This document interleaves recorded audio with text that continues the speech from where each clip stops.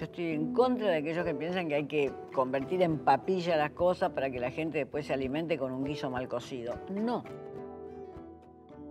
El mercado no asigna bien sus recursos, lo asigna pésimamente mal. Esto es lo que puede decir un intelectual, porque esto es lo que dan las estadísticas. Después, un intelectual tiene que saber callarse la boca y llamar, o que se llamen a los especialistas en educación, para ver cómo hacemos para reformar la escuela secundaria y la primaria. En la Argentina yo creo que hay un sentimiento generalizado y que también llega a los grandes, es decir, a los mayores de 40, que es que la política es un lugar de conspiración, de corrupción y ya en los jóvenes de caretismo. No hay que ganar elecciones a como de lugar. Hay que ganar elecciones cuando hay realmente un entramado político que contenga al posible vencedor o que también sepa contener la posible derrota.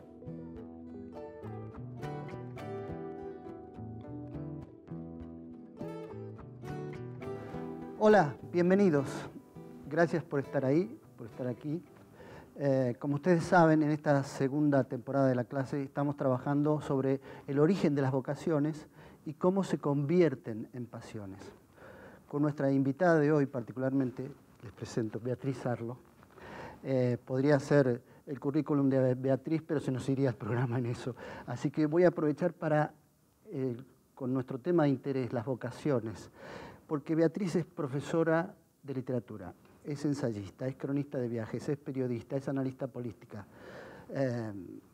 Digamos, tiene una cantidad de actividades. Y ahí viene, Beatriz, la primera intriga, es decir, porque generalmente se te presenta como una intelectual, como si intelectual fuera el paraguas de todas esas actividades. Y me pregunto, ¿intelectual es un punto de llegada, es un punto de partida? ¿Uno puede tener como vocación ser un intelectual? Bueno, intelectual en principio implica que te reconozcan socialmente como tal. Si vos vas a la Facultad de Medicina y te recibís de médico, no necesariamente tus vecinos te tienen que reconocer como médico. Tenés un título de médico, podrá ser bueno o malo, pero tenés un título de médico. Al intelectual se le reconoce socialmente. Tiene un grado de repercusión social, chica, grande, en pequeños grupos, en grupos muy específicos o en grupos muy generales, pero tiene un grado de repercusión social. No es algo que te puedan dar después de haber hecho una carrera en alguna parte, que eso no puede serte quitado salvo por mal ejercicio de la profesión. Entonces, intelectual es un reconocimiento social. También ese reconocimiento viene del segundo rasgo, que es una forma de hablar de lo público, ya sea lo público lo político, ya sea lo público los derechos de las personas, los derechos de las minorías, ya sea lo público la cuestión ecológica, ya sea lo público la cultura. Es una forma de hablar sobre lo público. Sobre un libro se puede hablar de una manera muy específica, muy académica, pero también se puede hablar sobre un libro, sobre una película de manera tal que interese no a todo el mundo, porque no hay tema que interese a todo el mundo, tal cosa no existe. No a todo el mundo, pero que interese a un rango mayor que el que aquellos que están naturalmente, por su profesión, inclinados a leer ese libro o ver esa película. La política es la que más convoca discurso intelectual y lo que hoy se llama, con cierta ironía merecida, los opinólogos, son aquellos que trabajan para ese reconocimiento público que es el intelectual. El tercer rasgo, y te lo digo muy rápidamente, es que no se puede ser intelectual si vos no tenés una formación de origen fuerte, una formación académica, una formación filosófica, una formación artística. Tenés que tener una formación de origen. No se es intelectual primero. Primero se es otra cosa. Y ampliando los límites de esa otra cosa, se llega a ser intelectual si a uno lo reconocen como en el público. Pero esa formación de origen no está vinculada solamente a determinadas ciencias sociales o humanísticas. Digo, en general los intelectuales provienen de ahí. En general, los opinólogos provienen de ahí, pero no necesariamente. Te voy a dar algunos ejemplos argentinos que provienen de la medicina. Florencio Escardó, que tenía columnas y columnas sobre cómo educar a los niños y que provocó una especie de modernización en los años 60 de las pedagogías familiares, no solamente de pedagogías escolares, sino de las pedagogías familiares. Favaloro, Favaloro fue despedido como un intelectual y él hablaba en términos intelectuales, aunque se considerara un cirujano eximio, digamos, pero esa era su formación. Sin esa formación no sé qué tipo de intelectual hubiera sido, cero, nada. Esa formación fue la que le permitió ampliar esa formación y luego ir ocupando campos. O sea que vos tenés casos que no siempre vienen de las ciencias sociales. Eva Ghiberti también, ¿no? Eva Ghiberti, pero es probable que el grueso de los intelectuales provengan de las ciencias sociales. Es probable que provengan de un arco que va de la filosofía hasta el periodismo. El periodismo. Es probable que hoy vengan de ahí, porque además sucede otra cosa. Los jóvenes van incorporándose al campo intelectual ya con formación académica. Antes no se incorporaban a los diarios se entraba a aprender a ser periodista. Y todavía en mi generación eso existía.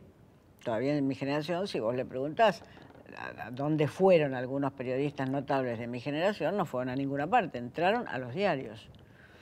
Todavía incluso periodistas más jóvenes empezaron en Página 12 en la época de Alsina TVN, y Alsina TVN les corregía las notas que entregaban en esa época. Fue un poco el diario La Opinión en los años 70 el que le dio la visibilidad a los intelectuales, ¿no? Empezaron a escribir en medios y fue la prensa un poco la que difundió el pensamiento intelectual que antes estaba reservado quizás a revistas como Punto de Vista, que vos dirigías. Pero La Nación los tuvo. La Nación. La Nación los tuvo.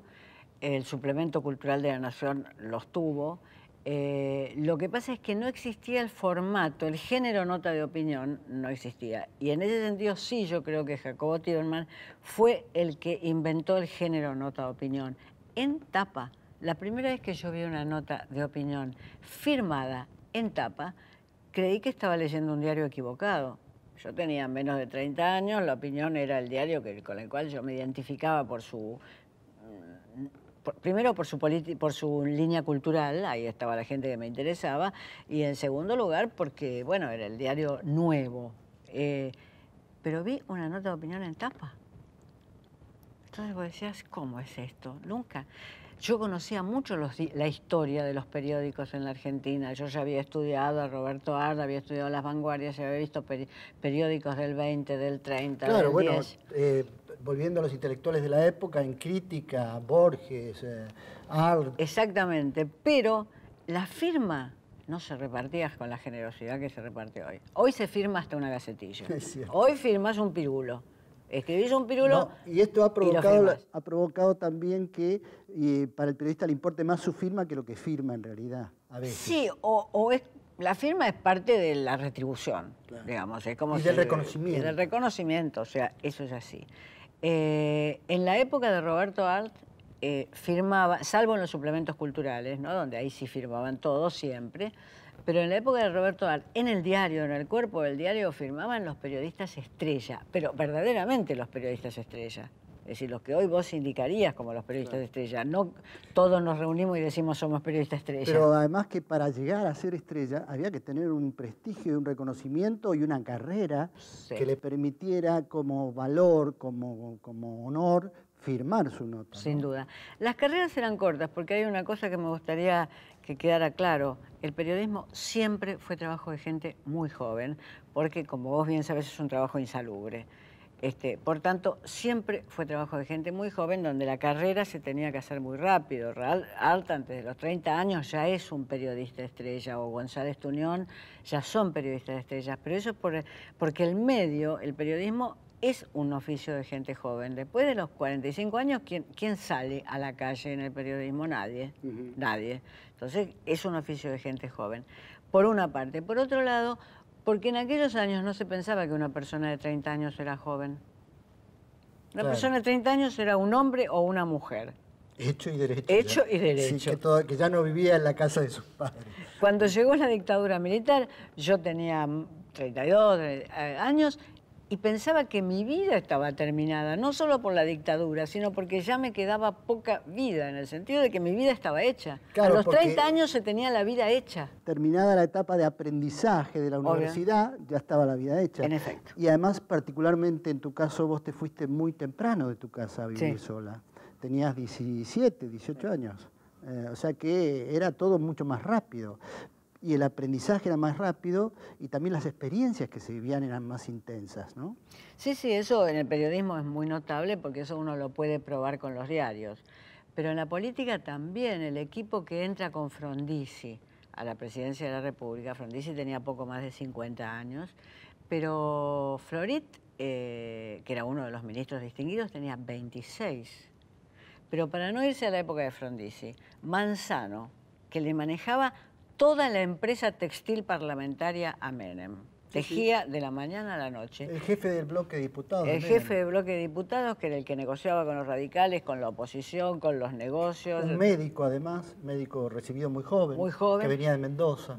Tenía 24 años cuando empezó a hacer ese trabajo. O sea que de tener 37 años, esa era una persona grande, no una persona joven. Entonces, digo, la política también es un asunto de gente que si no empieza joven, mejor que no empiece, porque no llega. Cuando vos hablamos del reconocimiento social que hace que alguien sea un intelectual, ¿qué es lo que le pide la sociedad al intelectual? ¿Por qué lo respeta? ¿Por qué necesita escucharlo? ¿Qué es lo que ofrece el intelectual? Yo creo que en principio estamos fantaseando, porque no sabemos muy bien. Pero si yo te tuviera que contestar cuál es mi fantasía, es que a los acontecimientos, a la configuración de acontecimientos, ya se llame eso la minería del Famatina o se llame eso los derechos de todas las singularidades de los pueblos originarios, lo que vos quieras llamarlo, a todos esos acontecimientos le demos un sentido, se le dé un sentido, pueda ser explicado en un sentido.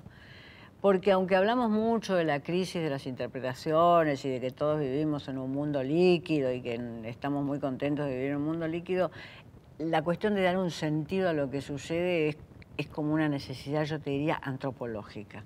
Por eso los hombres inventan a Dios. En un determinado momento inventan a Dios porque le dan un sentido a que vino una tormenta y les mató toda la familia y se quedaron sin comida y se murieron después. Entonces, hace millones de años hay una invención de eso que le da un sentido a lo que sucede, a lo bueno y a lo malo.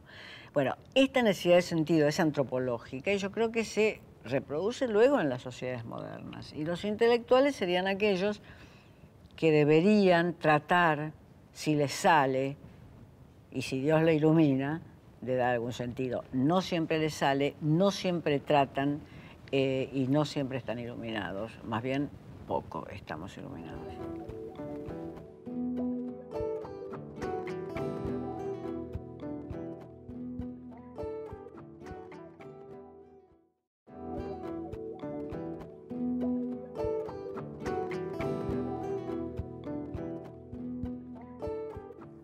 Beatriz, he leído, no todos tus libros, pero varios, y lo que más me interesa de tu obra es cómo marcás como escenas, como esos impactos que te producen las imágenes y cómo le das sentido, cómo haces entender lo que está pasando, sobre todo los fenómenos culturales, los cambios culturales que se producen en la ciudad, por ejemplo.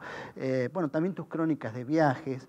Siempre todo pasa por vos y se transforma en algo que uno lee con placer. Y haces ver lo no visto.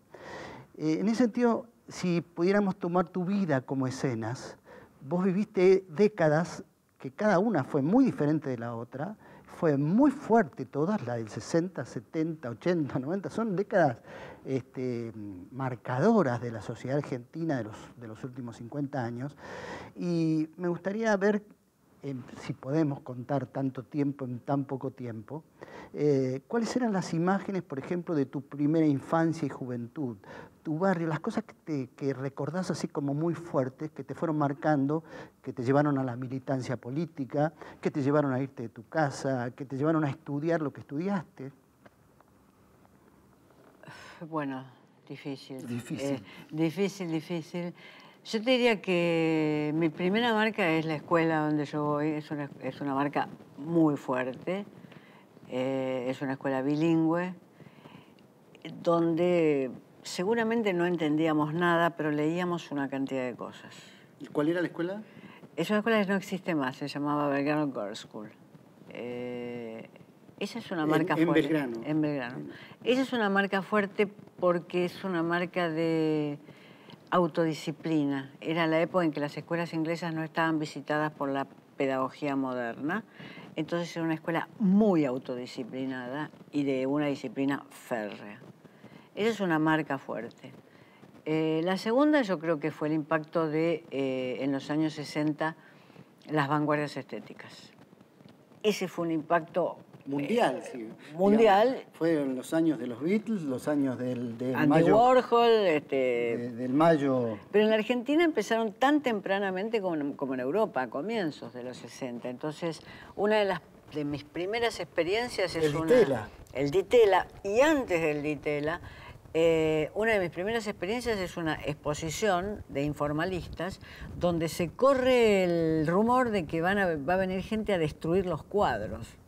Entonces yo me sentí realmente que estaba como en el camino de las vanguardias y que me tenía que quedar parada, no conocía a nadie naturalmente, me tenía que quedar parada en esa galería de arte donde estaban los cuadros para evitar que entraran a destruirlos. Eso por supuesto no iba a suceder, pero hizo que conociera a algunos de los pintores que estaban exponiendo. Allí en esa exposición expuso Alberto Greco, que fue uno de los grandes pintores informalistas de la Argentina. Y fue mi primer impacto. El segundo impacto fue no entender, que no hay experiencia mejor cultural que no entender. Cuando uno piensa que tiene que entender, las mejores experiencias son las que vienen en el shock que uno no entiende. Eso tiene que ver con un poema de Ezra Pound, con que tenías que traducir. Bueno, eso fue terrible. Digamos, hubo un filósofo que pensó que yo podía traducir Ezra Pound, cosa que era imposible. A los 17 años no se puede traducir Ezra Pound. Pero ahí está el no entender y el tener que pedir ayuda. Pero mi experiencia de no entender fue un Beckett puesto por Petraglia y Leal Rey. Yo no sabía lo que era ese teatro. Supongo que era Esperando a Godot, supongo. Pero lo que fue es atravesar 1 hora y media en un mundo que yo decía es como si me hubieran tirado en Marte o en Júpiter. Entonces, la experiencia cultural del no entender es una experiencia fundamental. Yo estoy en contra de aquellos que piensan que hay que convertir en papilla las cosas para que la gente después se alimente con un guiso mal cocido. No. O con una hamburguesa. No, la experiencia del shock en el arte es fundamental. Eso fue en la década del 60. Después vino, por supuesto, el Ditela. Trabajé como periodista en un programa que tenía el Ditela y entonces eso me permitía entrar y salir del Ditela cuanto quisiera, porque como a mí no me conocía nadie, era como si entrara nadie. Entonces claro, yo entraba y iba a grabar el programa y me quedaba ahí dando vueltas. ¿Y eso influyó en tu vocación por la literatura y en que estudiaras lo que estudiaste? No, yo ya estaba en la facultad, era pésima estudiante. Mi formación primera no se hizo en la facultad, se hizo en el mundo. Es decir, se hizo en estos acontecimientos que te cuento, sí, sí. Escuchando hablar a este filósofo que se llamaba Héctor Raurich. Pero podés descubrir seguramente por qué tuviste esa inclinación en particular, por qué elegiste esa carrera. Yo entré a estudiar filosofía y me di cuenta que era demasiado difícil y me pasé a letras. Después, no sé si descubrí que eso era lo mío, siempre había leído muchísimo, pero en realidad yo entré a estudiar filosofía porque me parecía que con la literatura me la arreglaba sola. Son esos malentendidos que vos podés tener. Empecé filosofía, no sé si me bocharon en el primer parcial y dije, Sarlo, anda a estudiar letras que ya eso lo tenés, digamos. Pero no fui buena estudiante. Mi formación cultural fue más bien una formación en el mundo, digamos. No fui buena. Lo que era muy formador la época también. La época era muy... Era formador de militantes, de política, se discutía todo y aparecían nuevas músicas y vanguardias. Era muy generosa en ese sentido la época. Y desemboca en los 70 que atravesás una década que viene de militancia política, que incluye militancia política, pero incluye la dictadura, todo en una misma década, ¿no? Sí. Apertura política, grandes movimientos de masas, el regreso de Perón y demás, pero también la dictadura, todo en una misma década. Todo en una misma década, sí, fue una especie de salto. Yo diría que mi experiencia de la dictadura, una vez que aseguré que estaba viva, digamos, mi experiencia de la dictadura que fue en la Argentina es la que me permitió llevar adelante el proyecto que hace que yo sea la que soy hoy. Es decir, una vez que no me mataron, y que no mataron a la gente que hizo ese proyecto, lo hicimos varias personas, pusimos en marcha el proyecto de una revista intelectual, cultural, y lo pusimos en marcha durante la dictadura.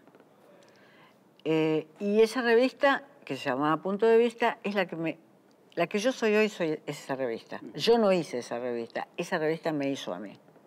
Esa revista con la gente con que yo la hice, me hizo a mí.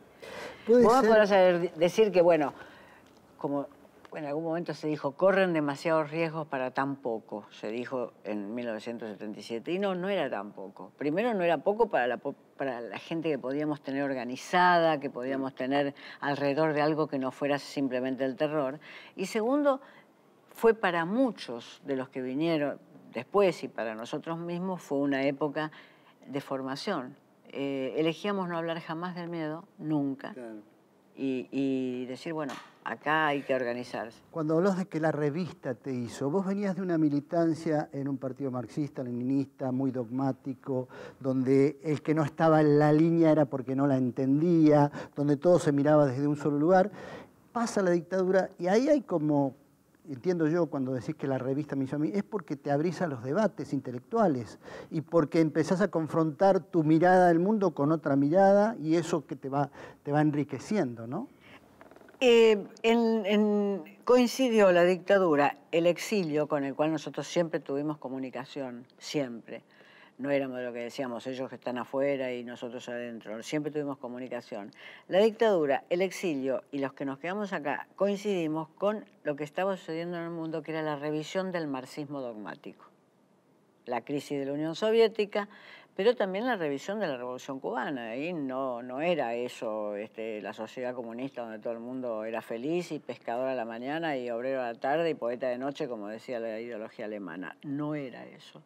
Entonces se revisó todo, la violencia en la Argentina, de ahí vienen las primeras críticas a la violencia guerrillera en la Argentina, no solamente a la violencia de los terroristas de Estado, y el marxismo. O sea que fue una tarea que nosotros íbamos leyendo los mismos libros durante la dictadura que leían los que estaban exiliados, pero eran los mismos libros que se estaban leyendo en España, en Italia y en Europa. O sea, fue una tarea que yo te diría occidental. Participamos como furgón de cola en una tarea que fue occidental. Y el hecho de que hubiéramos podido acceder a esos libros hizo que cuando vino la democracia nosotros ya estábamos preparados para eso. No es que empezamos a decir, no, esto no es burguesía, proletariado, y no, ya habíamos cambiado, ya habíamos, como se dice, hecho la crítica de nuestra ideología política anterior, ya estaba hecha. Claro. Cuando vino la democracia ya estábamos preparados. Y en esa apertura democrática en el 83, tu expectativa supongo sería la de toda la gente, las que volvían del exilio, los que estaban aquí. Era como un salir a la luz de la libertad y otra vez de las ideas y otra vez de la posibilidad del reencuentro. Me imagino yo que lo habrás vivido con la misma ilusión, a veces desmesurada, ¿no? Exagerada, que tenía toda la sociedad. ¿Y qué te pasó después? ¿Sufriste ese bajón que mucha gente sufrió después?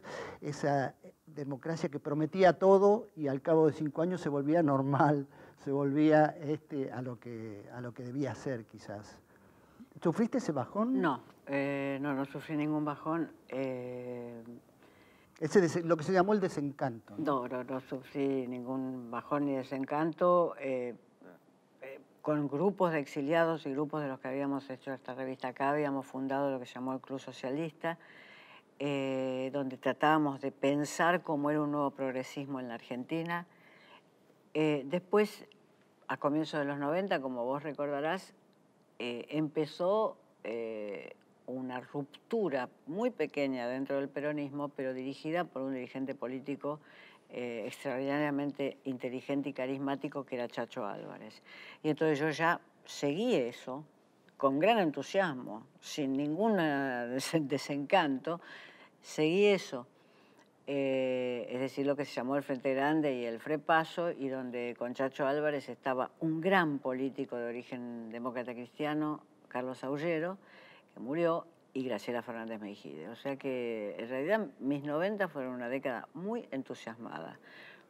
Cuando llegó la fórmula de la Rúa Chachi Álvarez, ahí sí me volví a mi casa. No trabajé una hora para esa fórmula y me volví a mi casa. Pero hasta esa... ¿Podés explicar la razón, lo que te...? Porque yo creía que era una alianza que no iba a funcionar como no funcionó. Eran tradiciones políticas muy diferentes. El FREPASO había logrado articular sus tradiciones diferentes, pero en un trabajo que llevaba 7 años. De la Rúa, por otra parte, me parecía un dirigente conservador. Y por otra parte, yo creía en ese momento, como creo ahora, que no hay que ganar elecciones a como dé lugar. Hay que ganar elecciones cuando hay realmente un entramado político que contenga al posible vencedor o que también sepa contener la posible derrota. Porque también las elecciones se ganan y se pierden y por eso no hay que ganarlas ni perderlas a como dé lugar. Eso lo pienso hoy y lo pensé a fines de los 90.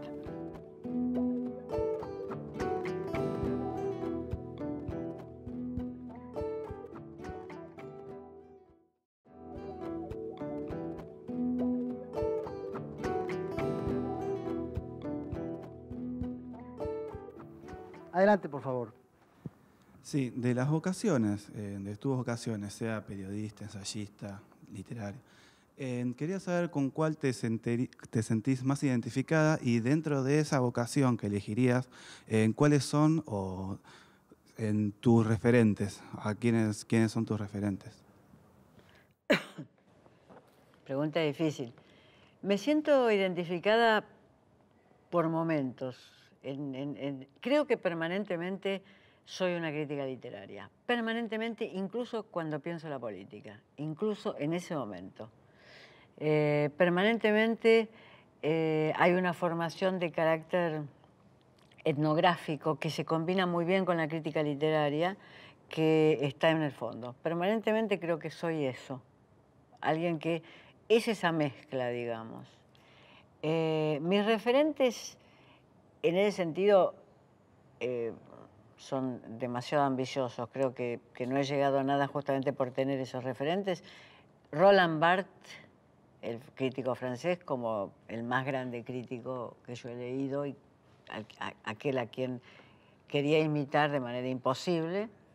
Esa es una referencia muy fuerte.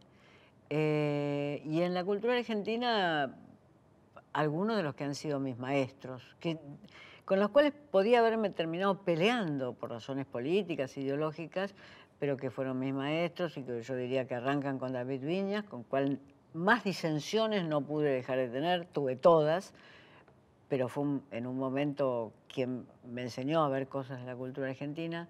Tulio Alperín Dongui, el historiador que murió este año. Me estoy quedando sin maestros. Siguiente, por favor. Beatriz, ¿qué piensa acerca de las alianzas políticas de hoy en día? Vio que son moneda corriente. Las alianzas son uno de los instrumentos de la política. Partamos de ahí. Algunas pueden ser alianzas sin principios y con programas imposibles. Es decir, cuando yo escucho que un dirigente radical, que es un partido del radicalismo, que tiene una beta progresista, dice que va a ser un programa común con Macri, yo digo, ¿dónde está el programa común? Un programa común tiene que tener por lo menos una definición de Estado y de mercado.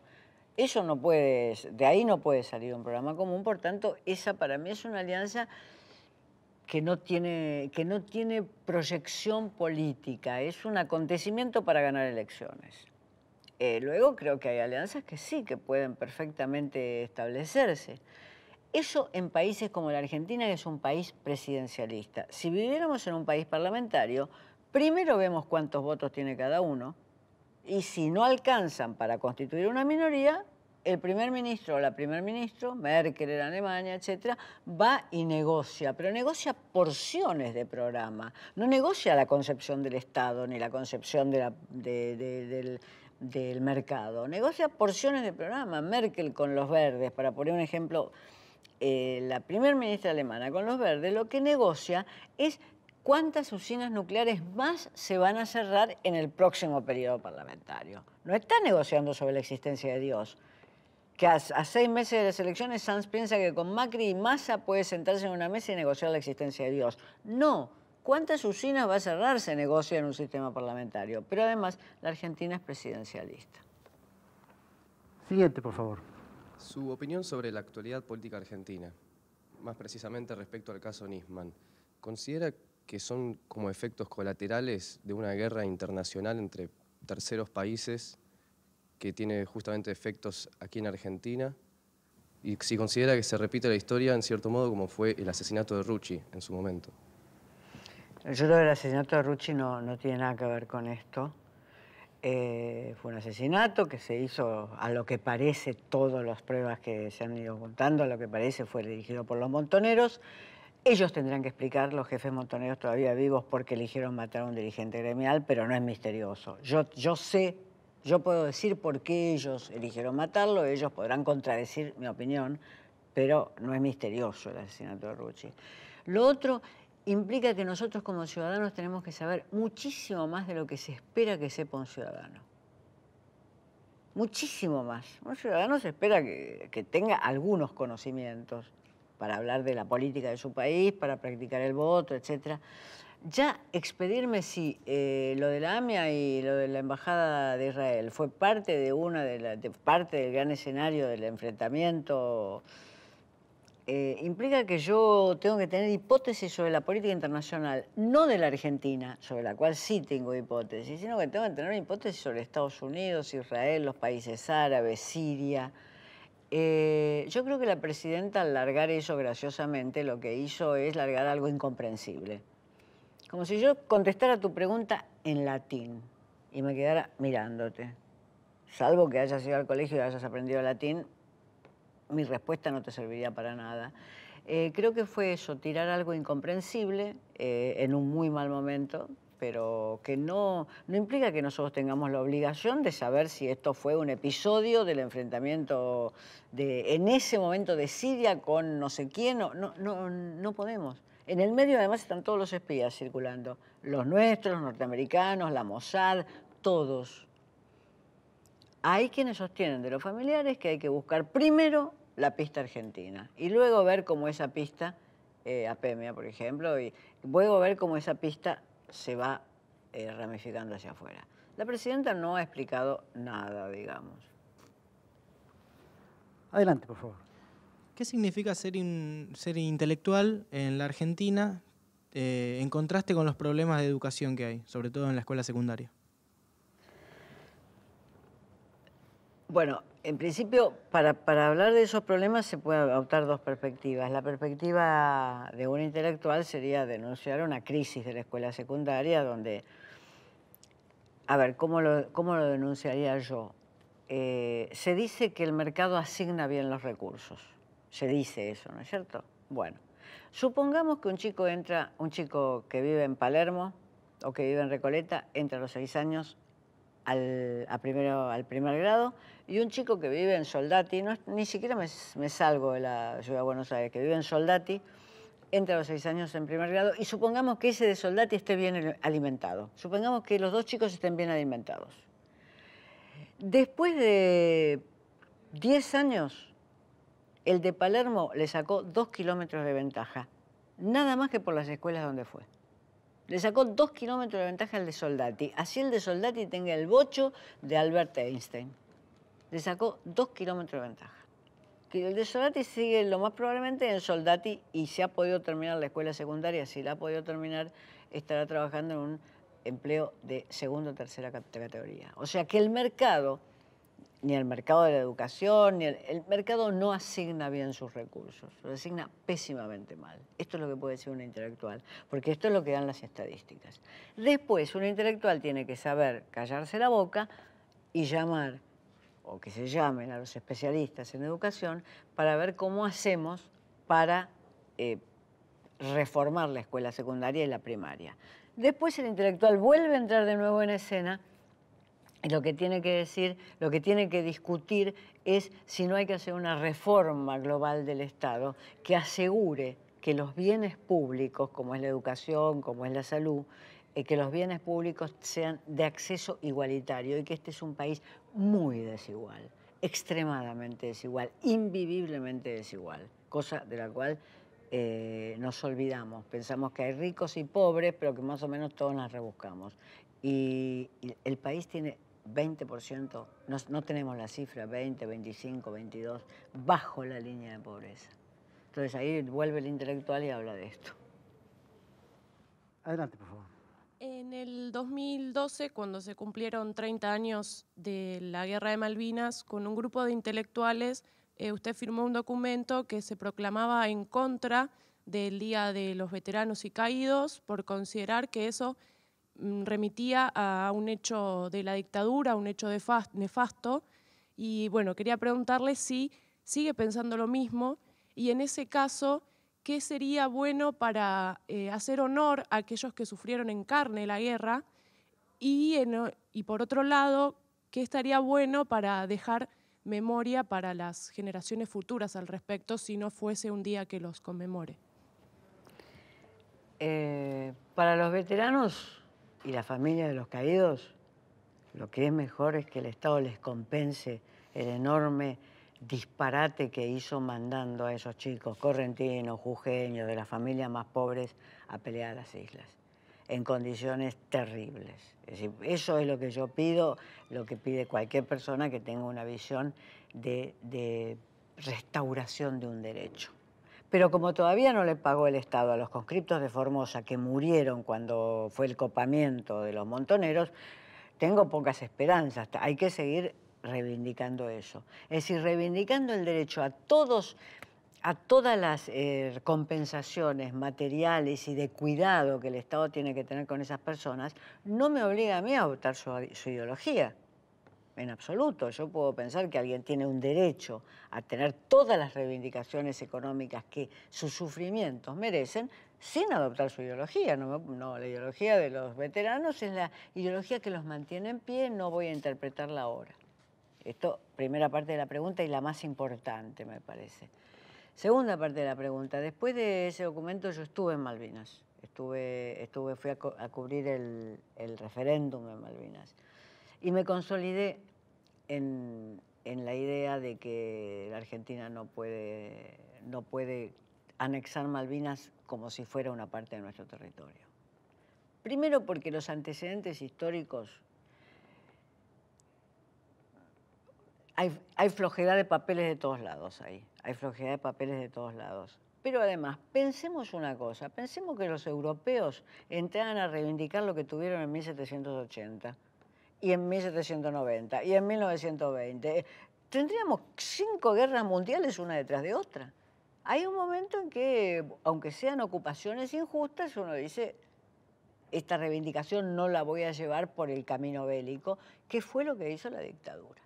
Entonces, bueno, que la Argentina y los argentinos, el sentimiento de los argentinos, no el mío, o sea que tienen que reivindicar para siempre los derechos sobre las Malvinas en las organizaciones internacionales, yo no me voy a oponer, ¿no? Es imposible oponerse a eso mientras sea por vías pacíficas.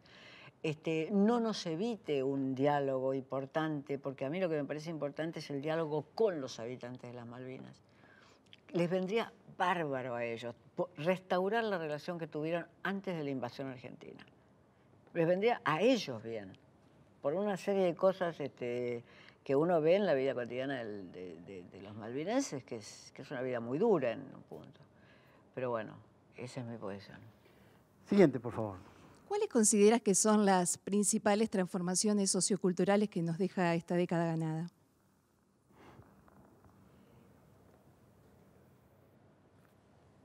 No estoy segura de que haya transformaciones que puedan ser atribuidas exactamente a esta década, que no puedan ser atribuidas a cosas que suceden en el mundo, digamos. Es decir, la importancia de las redes sociales y de Twitter y que la presidenta se pase tuiteando todo el día en vez de pensar los problemas que tiene, no es algo que yo puedo atribuirle quizás a su imprudencia, pero no puedo atribuirle a la década, sino que eso sucede en el mundo.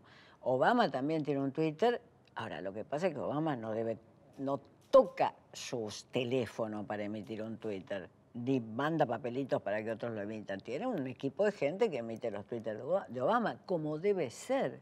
Es una pesadilla que un presidente esté emitiendo Twitter mientras tiene que gobernar. Imagínense, es una pesadilla. Bien, o sea que la década, yo creo que los cambios culturales que se dieron en la Argentina son los que se están dando internacionalmente. Y en ese sentido la Argentina es muy globalizada, como es globalizado Uruguay, Chile. No es que seamos unos piolas porque somos globalizados. La globalización cultural nos tocó en ese punto, aunque tiene, como también sucede en Uruguay, en Chile, en México y en Francia, tiene fuertes inscripciones territoriales, los clubes de fútbol, por ejemplo. Está bien, seguimos la Liga Europea, la UEFA Union League y todo lo que ustedes quieran, pero llega un momento en que el club de fútbol que tiene una inscripción territorial es algo que nos interpela. Pero eso también pasa en España. Entonces yo no diría que los cambios son atribuibles al kirchnerismo. Yo diría que son cambios los que se vieron muy rápidamente en esta década, como es el avance de las comunicaciones digitalizadas, no se ven al kirchnerismo. Si ustedes me dicen, bueno, hay más teléfonos porque hubo en las capas medias mayor capacidad de adquisición de teléfonos, seguro. Hay más teléfonos porque incluso son baratos y en los sectores populares uno va a una villa y no hay nadie sin teléfono, seguro. Además, porque en una villa no hay un teléfono que no sea móvil, porque si no, no hay. O sea que uno va por una villa. Yo, haciendo estas notas que evoca Carlos, muchas veces voy por las zonas más pobres de Buenos Aires y me di cuenta de que no podía ir con libreta de periodista, porque libreta de periodista era un papelón absurdo. Y me di cuenta que si yo llevaba teléfono o cámara digital y mandaba fotos todo el tiempo, era lo natural. Eso me di cuenta hace 10 años, que yo andaba en una villa con una cámara digital o con un teléfono y eso era lo natural. O sea que ya estaba en la cultura más popular, digamos, de los más pobres. O sea que eso, los precios pueden haber sido algo atribuido a este gobierno, por ejemplo.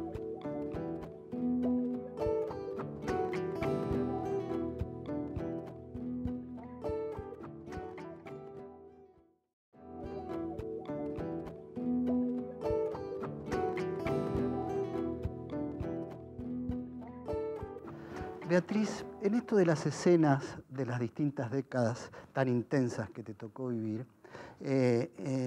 hay una actitud que tenemos las personas que vivimos los años 90, desde algún punto de militancia o del periodismo y demás, pero siempre me interesa pensar en los jóvenes que nacieron con la democracia. ¿Qué pasó con ellos? ¿Cuál es tu mirada sobre ellos? ¿Sienten que este país repite ciclos de euforia y de fracaso permanente como nos pasa a nosotros, que lo venimos viendo desde hace tantos años? ¿Crees que ellos tienen esa misma mirada? ¿Crees que, por otro lado, eso es lo que está ocurriendo en el mundo y que es una característica cultural de la época, o es particularmente argentina? En verdad no lo sé. En verdad no lo sé porque no he investigado, no es mi especialidad la cultura de esos jóvenes en este momento. Y yo creo que habría que pensarlos en sectores sociales. Es decir, si pensamos en los jóvenes de abajo y leemos la producción que hay sobre ellos, la producción de las ciencias sociales que hay sobre ellos, uno dice que viven en condiciones de riesgo. Los que caen y los que no caen, los que caen en el Paco, los que caen en la pequeña trata, los que caen en el delito, y toda la enorme mayoría. Todo eso que se engloba en los nini, ¿no? Los nini. Que ni estudian ni trabajan. Viven en condiciones de riesgo. Porque el medio en el cual viven es un medio de condición de riesgo. Porque en la supervivencia de esas familias que ya no responden a ninguna pauta de las familias tradicionales, que familias pueden estar la abuela siendo jefa de familia, que les está preparando los paquetitos que los chicos tienen que ir a repartir de merca a los clientes delivery. Es decir, que hemos visto eso, que la supervivencia es una supervivencia despiadada. Y hemos visto que esa supervivencia no es que sean los jóvenes los que son solamente los protagonistas de ese tipo de supervivencia. O sea que ahí hay una parte de la sociedad, que puede ser el 20, el 25%, que vive en condición de riesgo. Pero por otro lado también, en los últimos años sobre todo, esto que se llama relato, se ha reescrito una historia que nosotros hemos vivido, que se ofrece a los jóvenes como para una nueva militancia, se habla de nuevos militantes, aparecen organizaciones de militantes muy poderosas, que tienen intervención en el Estado, que tienen intervención pública. Pero esos son jóvenes de la clase alta. Es decir, preguntá cuánto declaran bienes personales el padre Recalde, es decir, el diputado. Es decir, son jóvenes de la clase alta, jóvenes hijos de profesionales, jóvenes, algunos, todos los que vienen de la provincia de Buenos Aires, no era que eran peoncitos, que un día agarraron el caballo, le pusieron la montura y dijeron, ahora vamos a hacer la pueblada del cristianismo. Son jóvenes que vienen de la clase media, en algunos de la clase alta en sentido de ingresos económicos y en otros casos de la clase media. Esos son los que uno podría decir son la cámpora, los tipos ya hombres hoy, mujeres que tienen entre 30 y 40 y pico de años. Eso es. Pero eso tiene una inscripción social bastante definida. Pero además pareciera que responden a un aparato de poder, ¿no? No es que una militancia que surge de abajo hacia arriba, sino en algunos casos han tenido militancia barrial, en algunos casos ellos han tenido militancia barrial, en otros no, en otros han tenido militancia universitaria, como es el caso de Recalde, el presidente de Aerolíneas. En algunos casos han tenido algún tipo de militancia. Pero ahí la pregunta sobre ese sector social, si dejamos la cámpora, pues, ¿cuántos pueden ser la cámpora? Pongamos, tienen 20.000, 30.000, es decir, no es que la cámpora es un ejército. Sí, pero si pensamos en el sector social, pensemos en qué pasa en las universidades. El kirchnerismo y la cámpora no ganan en las universidades, por ejemplo, lo cual es raro, porque después posiblemente los voten en la política nacional, porque si no, no ganarían con voto de capas medias como ganaron en la última elección, en el 2011. Pero en las universidades no. La militancia universitaria sigue dirigida por la izquierda más dura o por alguna de las alternativas de esa izquierda. O sea que en las capas medias hay varias adscripciones, alguien puede en la universidad votar una lista de izquierda del centro de estudiantes y después ir y en un día de optimismo vota al kirchnerismo porque ella le parece simpática, es decir, esto puede suceder.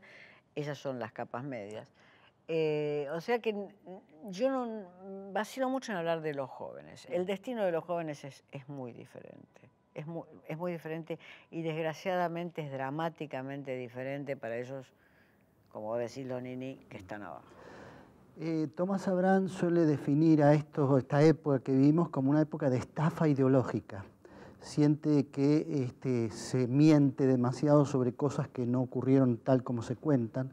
Y entonces me pregunto, ¿cómo influye eso en los jóvenes cuando descubren o cuando se les revela que lo que se dice no es tal o que no es tan verdad o que escuchan a dirigentes que reescriben su propia historia, ocultan su pasado, destacan otras cosas?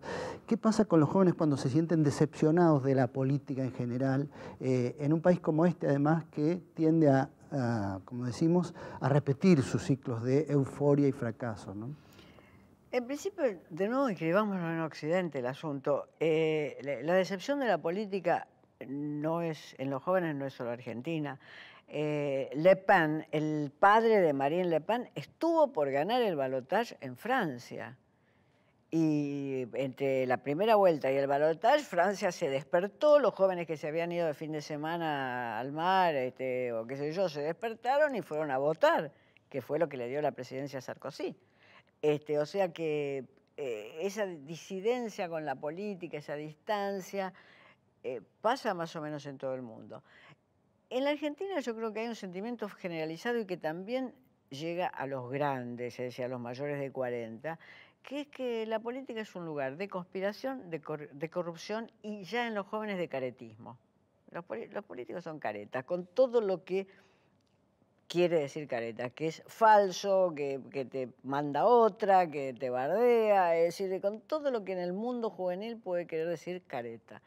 Esa es la forma, yo diría, la expresión de la disolución con la política. Pero yo no lo tomaría como algo que Dios nos mandó en un artefacto interplanetario a nosotros. Yo creo que eso está pasando, y excepto en algunos países donde en condiciones electorales puede volver una cierta cosa, o en otros países que tienen regímenes diferentes, tipo Bolivia, etcétera, está pasando en Occidente. Es el problema de Occidente. La bibliografía sobre el desencanto de la política es una bibliografía que uno lee en francés, que uno lee en inglés.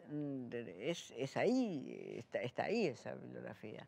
O sea, yo no se la tiraría a los jóvenes argentinos. Mi preocupación es que hay jóvenes que no tienen opción de desencantarse. Esa es mi preocupación. Acá puede haber 20% de los jóvenes, 30%, no me importa, siempre muchos que no tienen la opción ni siquiera de decir, ¿sabes qué? Estoy desencantado. Esa es mi preocupación.